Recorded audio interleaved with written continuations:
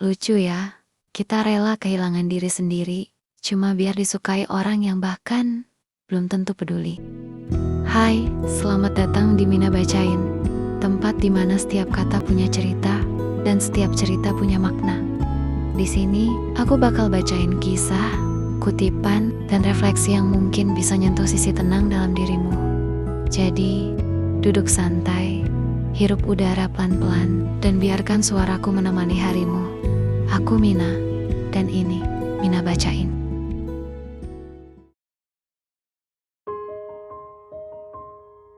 Pernah gak sih kamu ngerasa capek, bukan karena lelah secara fisik, tapi karena terus mikirin apa kata orang?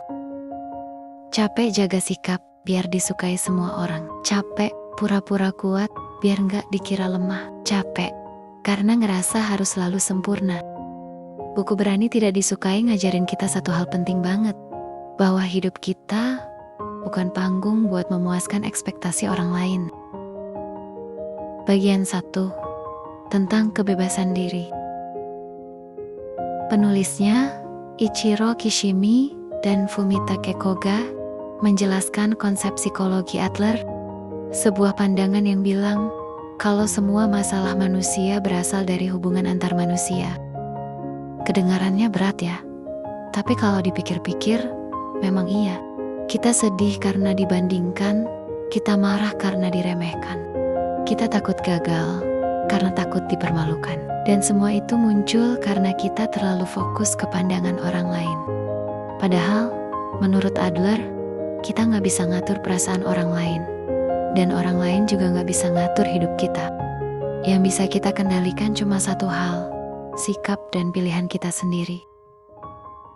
Bagian 2, tanggung jawab dan kebebasan.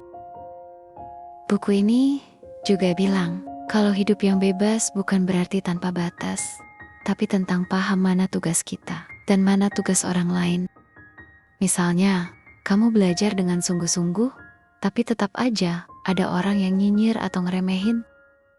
Itu bukan tanggung jawab kamu lagi. Tugas kamu adalah berusaha, dan tugas mereka adalah bereaksi. Kalau kamu terus mikirin bagaimana cara bikin semua orang senang, kamu bakal kehilangan arah hidupmu sendiri. Adler menyebut ini pemisahan tugas, sebuah seni untuk melepaskan hal yang memang bukan tanggung jawab kita. Dan ketika kita berhasil, kita bakal ngerasa jauh lebih ringan. Bagian 3, hidup di masa kini. Kita sering terjebak di masa lalu, menyalahkan pengalaman buruk, orang tua, atau keadaan. Padahal kata buku ini, masa lalu itu bukan penentu, tapi alasan yang kita pilih untuk tidak maju. Contohnya, begini, aku gak bisa percaya orang lain karena dulu pernah disakiti. Aku gak bisa bahagia karena dulu gagal. Padahal, itu cuma alasan yang kita pakai untuk bertahan di zona nyaman. Adler ngajak kita untuk fokus ke masa kini. Karena cuma di saat inilah, kita bisa memilih arah baru. Bagian 4, berani tidak disukai. Buku ini juga mengubah cara kita melihat arti bahagia. Kebahagiaan bukan datang dari pujian, validasi, atau jumlah orang yang menyukai kita di media sosial. Kebahagiaan datang dari rasa berguna, dari ketika kita bisa memberi sesuatu untuk orang lain, tanpa pamrih, tanpa ingin dibalas. Berani tidak disukai, artinya berani berkata, aku tetap menghargai pendapatmu, tapi aku juga menghargai diriku sendiri.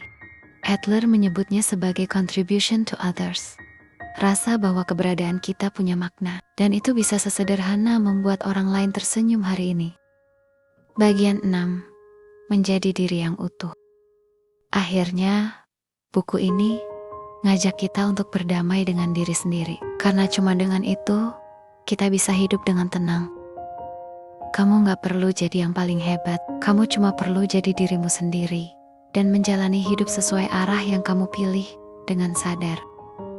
Kadang, keberanian itu bukan soal melawan dunia, tapi soal berani memeluk diri sendiri, meski dunia gak mengerti. Jadi, kalau kamu lagi ngerasa lelah karena hidup kayak dipenuhi suara orang lain, ingat pesan dari buku ini. Berhentilah hidup untuk disukai semua orang. Mulailah hidup untuk menghargai dirimu sendiri.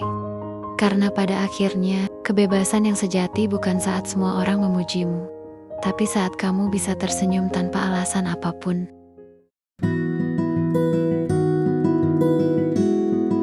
Kalau kamu pengen menyelami lebih dalam tentang makna tenang dan gimana caranya berdamai dengan diri sendiri, buku ini bisa jadi teman terbaikmu, tempat kamu bisa istirahat sejenak dari bisingnya dunia.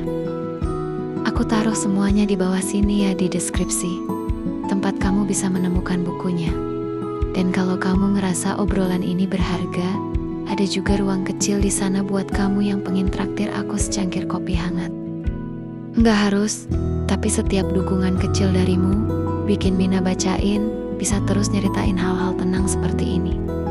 Sampai jumpa di cerita berikutnya. Tetap jadi versi terbaik dirimu, dan jangan takut untuk berani tidak disukai. Temukan bukunya dan dukung channel ini lewat link di deskripsi. Mina pamit dulu ya, bye-bye.